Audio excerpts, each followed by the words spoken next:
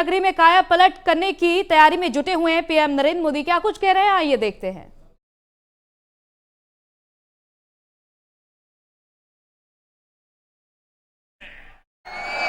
क्योंकि आज देश के पूर्व प्रधानमंत्री चौधरी चरण सिंह जी की जन्म जयंती है। मैं उन्हें आदरपूर्वक श्रद्धांजलि देता हूं। उनकी स्मृति में देश किसान दिवस मना रहा है। साथियों, हमारे यहां गाय की बात करना,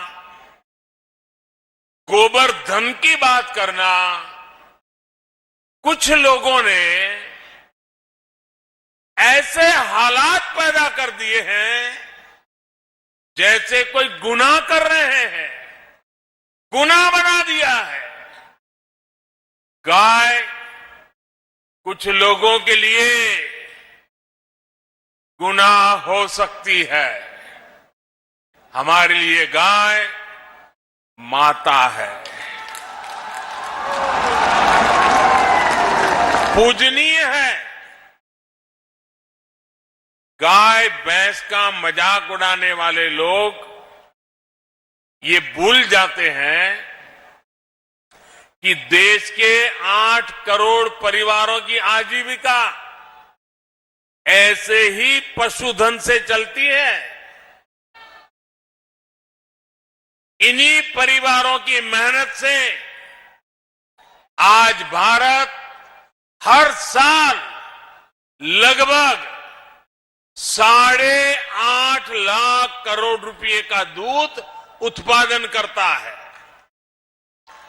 और ये राशि जितना भारत में गेहूं और चावल का उत्पादन होता है, उसकी कीमत से भी कहीं ज्यादा ये दूध उत्पादन की कीमत है।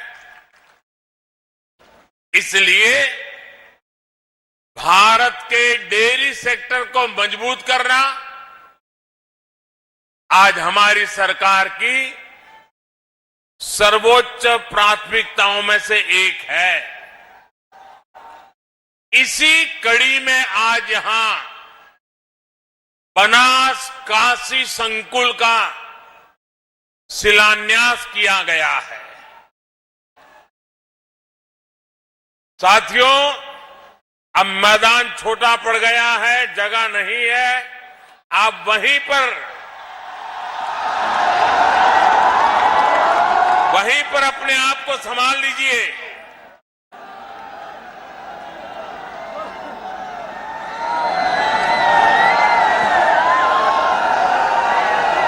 बनास डेयरी से जुड़े लाखों किसानों के खाते में करोड़ों रुपए ट्रांसफर किए गए हैं।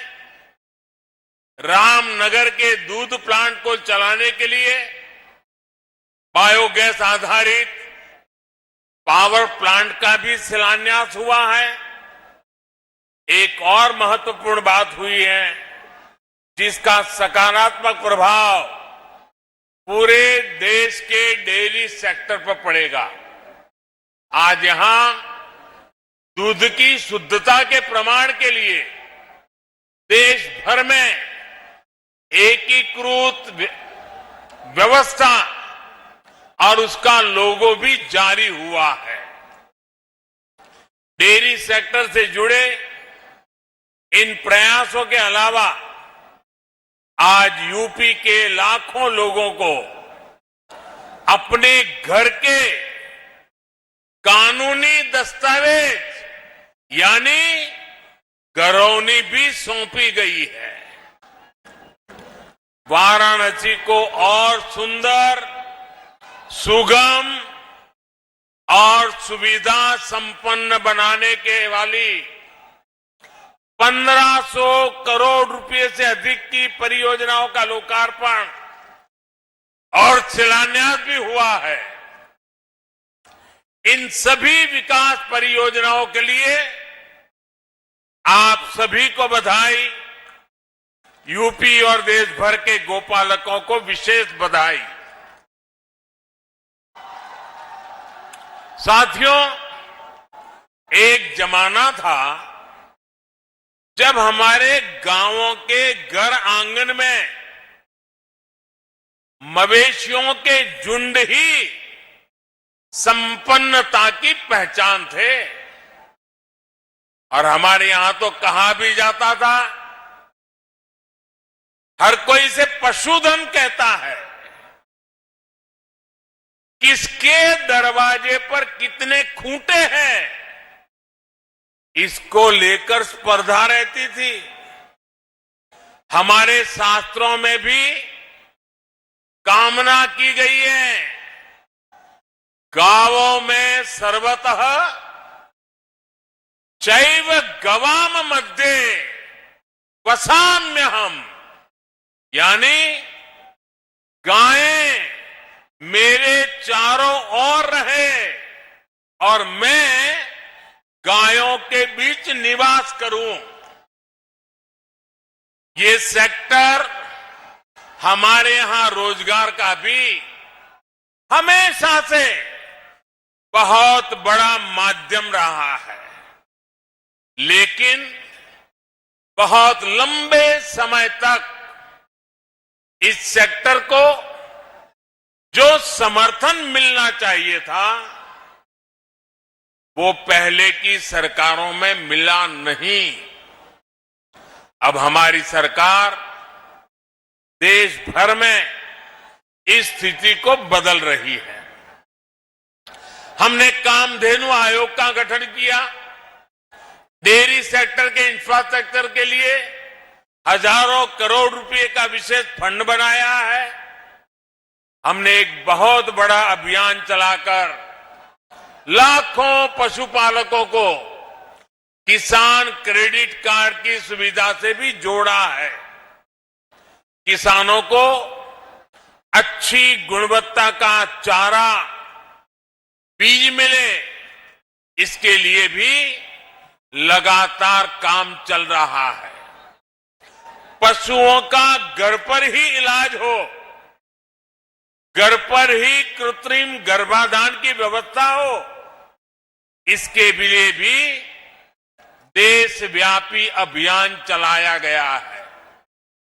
हमने पशुओं में फूट एंड माउथ डिसीज, खुरपका मुंहपका के नियंत्रण के लिए भी राष्ट्रव्यापी टीकाकरण मिशन चलाया है।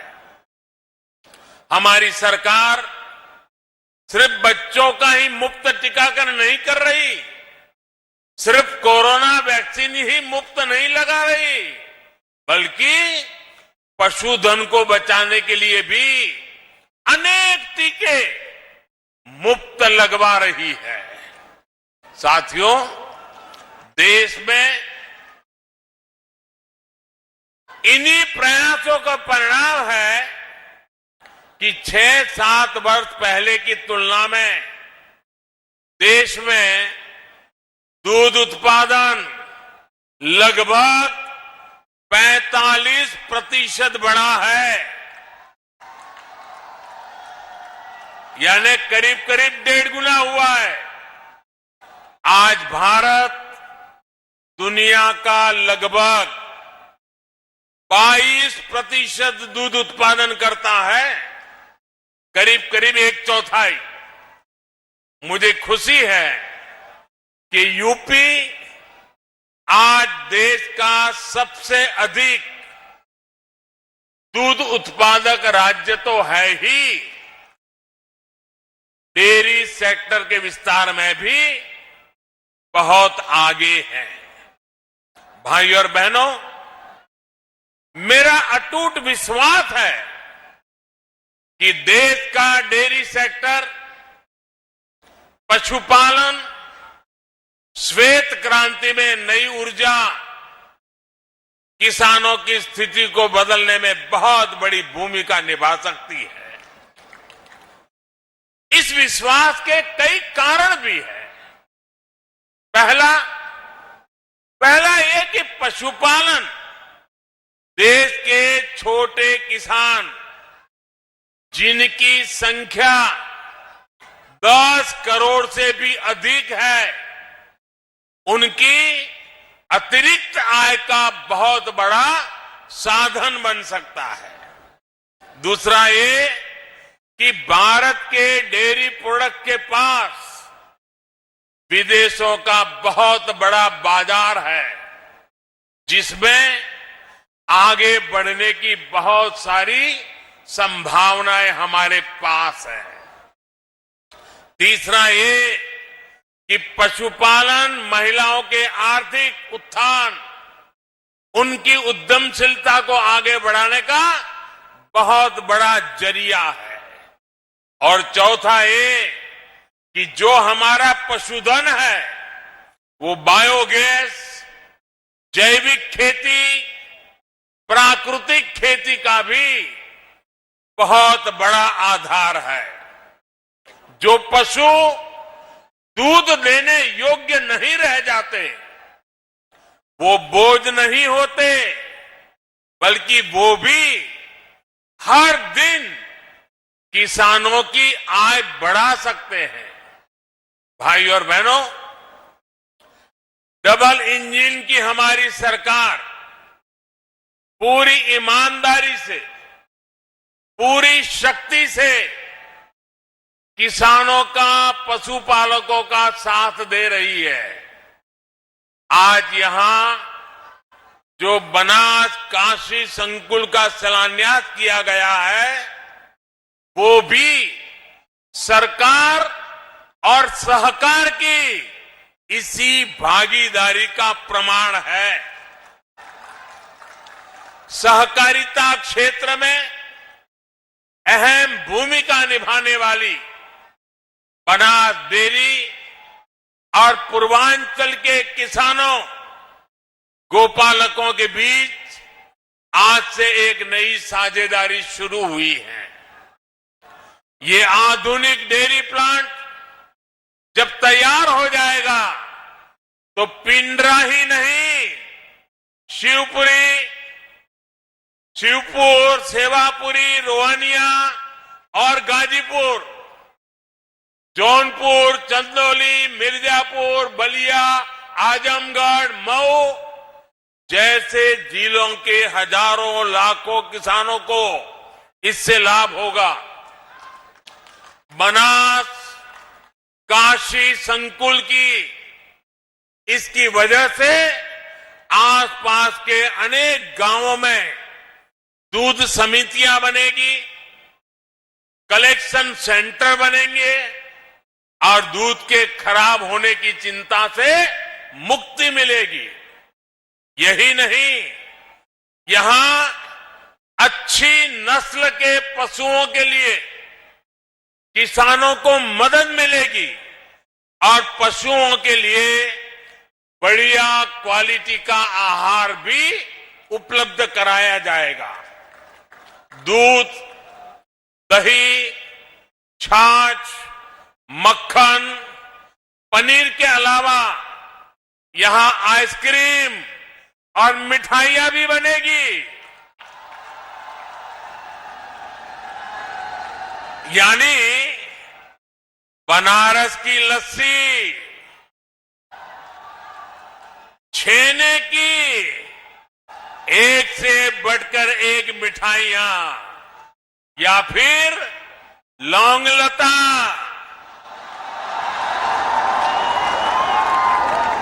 इन सब का स्वाद और बढ़ जाएगा। और वैसे अब तो मलइयों का मौसम भी आ ही गया है। एक प्रकार से बनास काशी संकुल बनारस के रस को और बढ़ा देगा। भाई और बहनों, आमतौर पर दूध की क्वालिटी की प्रामाणिकता को लेकर हमारे यहां बहुत उलझन रही है। दूध खरीदें तो कौन सा सुरक्षित है, इसकी पहचान सामान्य व्यक्ति के लिए मुश्किल होती है। प्रामाणिकता के लिए अलग अलग व्यवस्थाओं के कारण पशुपालकों, दुग्ध संघों सहित पूरे डेयरी सेक्टर को भी अनेक कठिनाइयों का सामना करना पड़ता है। अब देश भर के डेयरी सेक्टर के लिए इस चुनौती का, इसका समाधान किया गया है। आज भारतीय मानक ब्यूरो ने देश भर के लिए एकीकृत व्यवस्था जारी की है। सर्टिफिकेशन के लिए कामधेनु गाय की विशेषता वाला एकीकृत लोगो भी लॉन्च किया गया है। ये प्रमाण, ये लोगो दिखेगा तो शुद्धता की पहचान आसान होगी और भारत के दूध उत्पादकों की विश्वसनीयता भी बढ़ेगी। साथियों, आज देश की बहुत बड़ी जरूरत डेयरी सेक्टर से जुड़े पशुओं से जो अपशिष्ट निकलता है उसके सही इस्तेमाल का भी है। रामनगर के दूध प्लांट के पास बायोगैस से बिजली बनाने वाला प्लांट का निर्माण ऐसा ही एक बहुत बड़ा प्रयास है। यह अपनी तरह की ऐसी परियोजना है जिसमें डेयरी संयंत्र की सारी ऊर्जा जरूरतों को बायोगैस प्लांट से ही पूरा किया जाएगा। यानी किसान न केवल दूध से बल्कि गोबर की बिक्री से भी कमाई कर पाएंगे।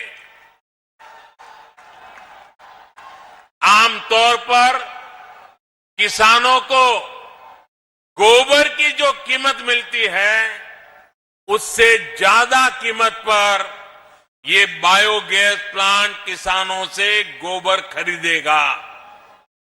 यहां जो बायो स्लरी बनेगी उसका उपयोग बायो स्लरी आधारित जैविक उर्वरकों के उत्पादनों के लिए भी किया जाएगा। जो ठोस जैविक खाद बनेगी वो रासायनिक खादों की तुलना में काफी कम कीमत पर किसानों को उपलब्ध होगी। इससे जैविक खेती, प्राकृतिक खेती का भी विकास होगा और बेसहारा पशुओं की सेवा के लिए भी प्रोत्साहन मिलेगा। साथियों, एक समय था जब भारत में नेचुरल फार्मिंग, प्राकृतिक खेती और प्राकृतिक तरीके से खेती होती थी। प्राकृतिक खेती यानी खेती में कोई बाहरी मिलावट नहीं। जो खेत से मिल रहा है, खेती में जुड़े पशुओं से मिल रहा है, वही तत्व खेती को बढ़ाने के काम में आते थे। खाद हो, कीटनाशक हो, सब कुछ प्राकृतिक तरीके से ही बनते थे, इस्तेमाल होते थे। लेकिन समय के साथ प्राकृतिक खेती का दायरा सिमटता गया, उस पर केमिकल वाली खेती हावी होती गई। धरती मां के कायाकल्प के लिए, हमारी मिट्टी की सुरक्षा के लिए, आने वाली पीढ़ियों के भविष्य को सुरक्षित रखने के लिए अब हमें एक बार फिर प्राकृतिक खेती की तरफ मुड़ना ही होगा। यही आज समय की मांग है और इसलिए अब सरकार नेचुरल फार्मिंग को बढ़ावा देने के लिए, किसानों को जागरूक करने के लिए बहुत बड़ा अभियान भी चला रही है। और आज जब हम आजादी के 75 साल आजादी का अमृत महोत्सव मना रहे हैं, तब मैं देशवासियों से, खास करके मेरे किसान भाइयों बहनों से, विशेषकर मेरे छोटे किसानों को आज किसान दिवस पर आग्रह करूंगा कि आप प्राकृतिक खेती की तरफ आगे बढ़ें। प्राकृतिक खेती खर्च भी कम होता है, उत्पाद भी बढ़ता है। ये खेती का सबसे सस्ता तरीका है, सबसे सुरक्षित तरीका है और आज के विश्व में प्राकृतिक खेती से पैदा हुई फसलों की कीमत भी बहुत ज्यादा है। ये हमारे कृषि सेक्टर को आत्मनिर्भर बनाने की दिशा में भी बड़ा कदम है। मैं देश के स्टार्टअप सेक्टर को भी, नौजवानों को भी कहूंगा कि नेचुरल फार्मिंग के आपके लिए अनेक नई संभावनाएं हैं। हमारे नौजवानों को, युवाओं को इसका पूरा लाभ उठाना चाहिए। अभी यहां मंच पर आने से पहले मुझे ऐसे कई युवाओं से मिलने का मौका मिला। सरकारी योजनाओं से जुड़ने से कितने बड़े साहसपूर्ण काम उन्होंने किए हैं, कितना बड़ा बदलाव उनके जीवन में आया है।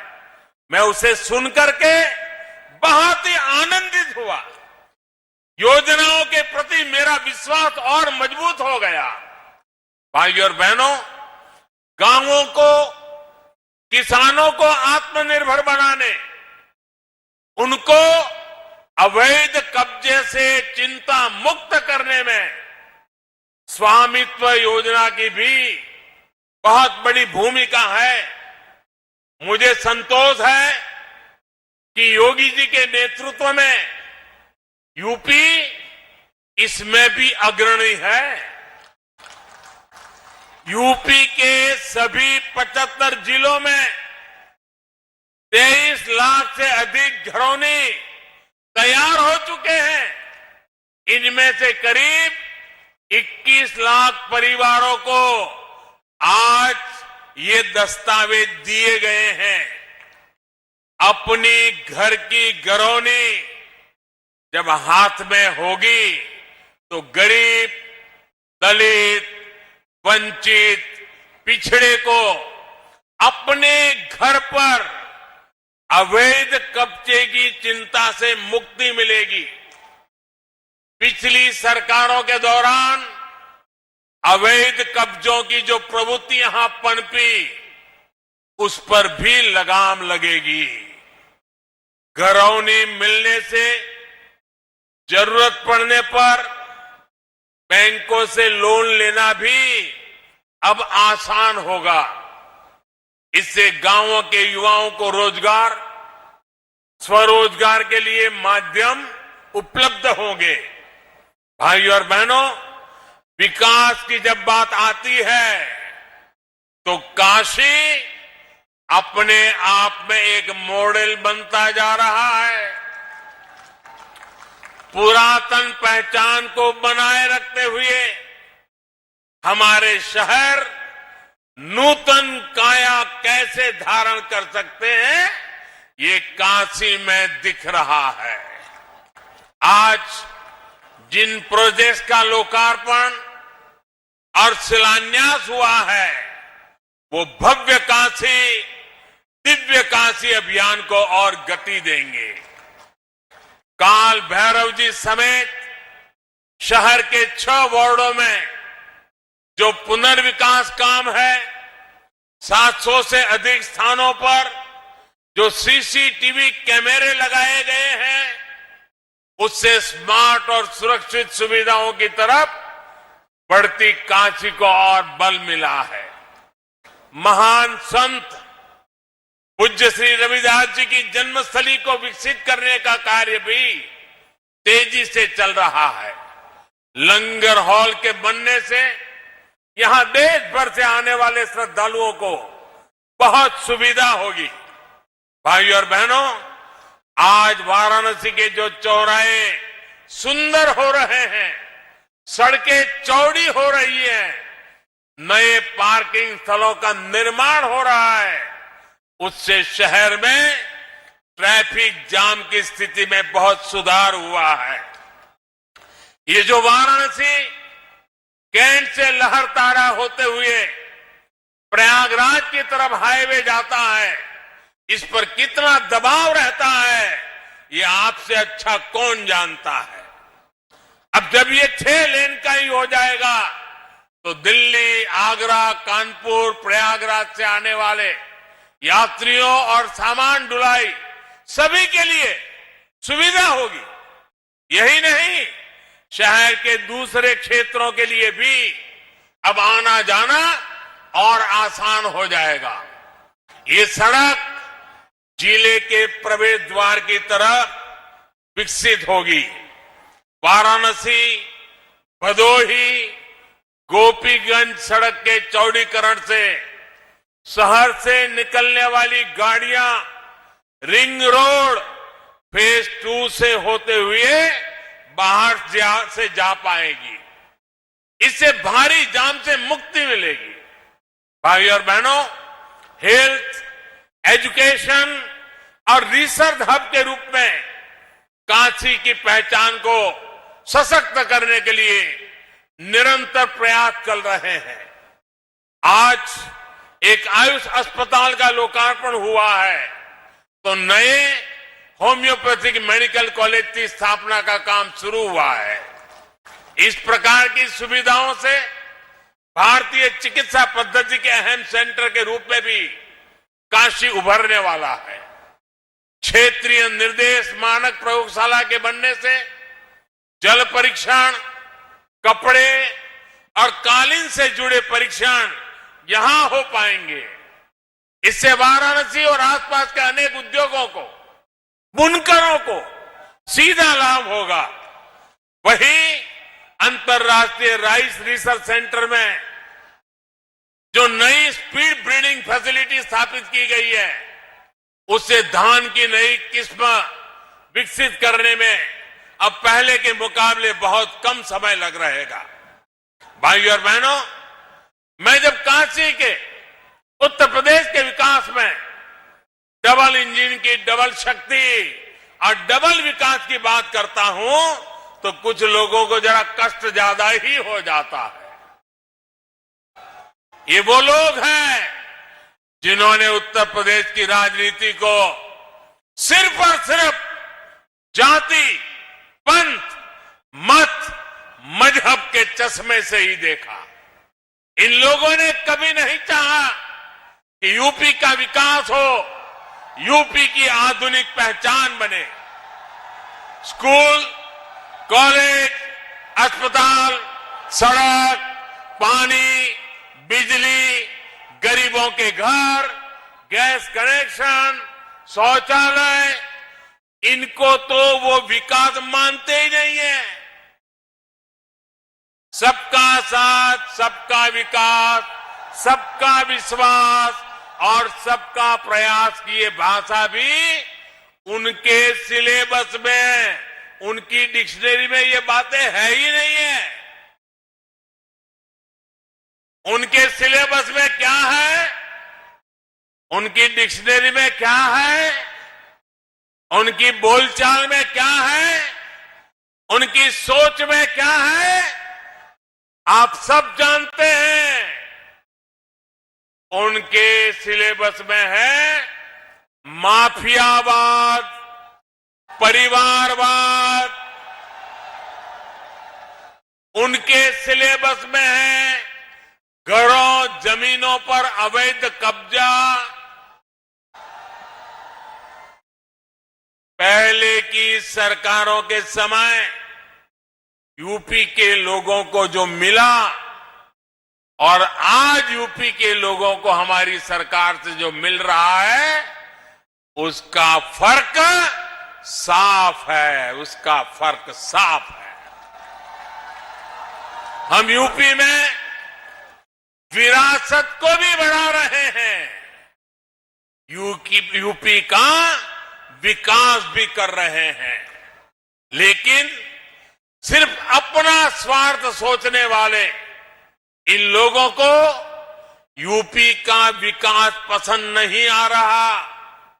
हालात तो ये हैं कि इन लोगों को पूर्वांचल के विकास से, बाबा के काम से, विश्वनाथ धाम के काम से भी आपत्ति होने लगी है।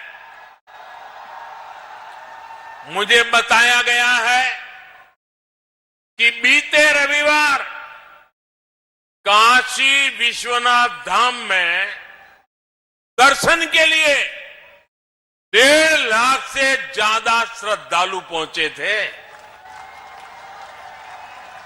यूपी को दशकों पीछे धकेलने वाले इन लोगों की नाराजगी अभी और बढ़ेगी। जिस तरह पूरे यूपी के लोग डबल इंजन की सरकार के साथ डटकर खड़े हैं, हमें आशीर्वाद दे रहे हैं, और जैसे जैसे आशीर्वाद बढ़ता जाता है उनका गुस्सा 7वें आसमान पर पहुंचेगा।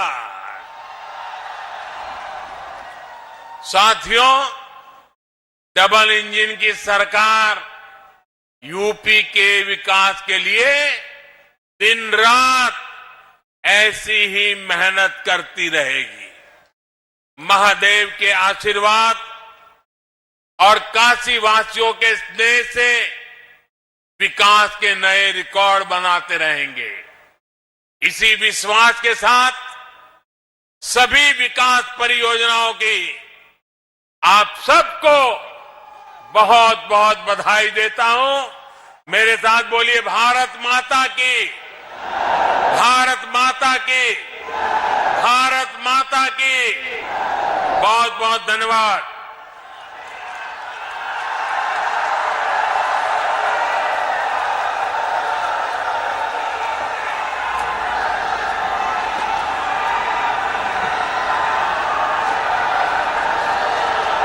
माननीय प्रधानमंत्री जी, आपके प्रोत्साहनपूर्ण शब्दों के लिए आपका बहुत बहुत धन्यवाद। हम माननीय प्रधानमंत्री जी श्री नरेंद्र मोदी जी का तहे दिल से शुक्रिया अदा करते हैं।